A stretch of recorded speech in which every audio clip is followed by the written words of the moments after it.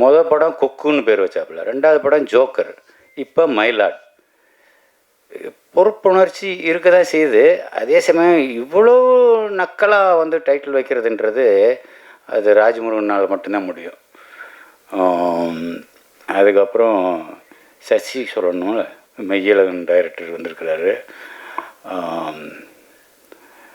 அவருக்கு உங்கள் படம் பார்த்தேன் சார், ரொம்ப பிரமாதமாக இருந்துச்சு. சசி அந்த ராஜாதி ராஜாவா பாட்டு என்ன சாங், ராசாதி ராஜா, அந்த பாட்டுக்கு கோரியோகிராஃபரே வைக்கலன்னு நினைக்கிறேன்.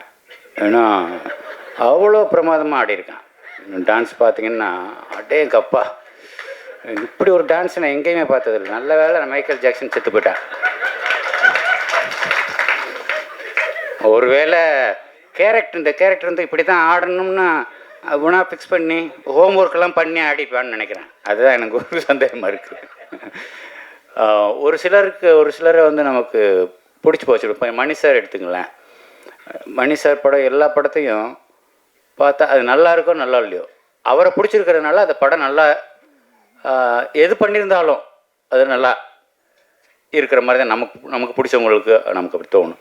அப்படி தான் சசி என்ன படம் பண்ணாலும் அவர் தம்பி ஒரு சிஷியன்ற முறையில் அவன் என்ன பண்ணாலும் எனக்கு பிடிக்குது. அதுதான் அவன் மேலே நான் வச்சுருக்கிற பாசம், அவன் என் மேலே வச்சுருக்கிற பாசம். அந்த பாசம் உண்மையானதுனால தான் இந்த நக்கல் நியாண்டியெல்லாம், இல்லைன்னா வேறு ஆளாக அந்த மேலே பாலிஸ்டாக சொல்லிட்டு போயிடலாம். நல்லா பண்ணியிருக்கீங்க சார், சசி சார் சூப்பர் சார்னு சொல்லிட்டு போயிடலாம். அந்த பொண்ணு இது சுசீலான்னு வருது அந்த கார்டில், சுசீலானே சொல்லிடுறேன்.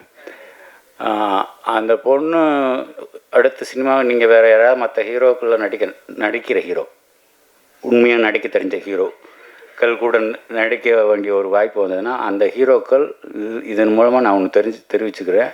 அந்த ஹீரோக்கள் இந்த பொண்ணுக்கிட்ட ஜாக்கிரதையாக இருக்கணும் வேண்டியிருக்கு.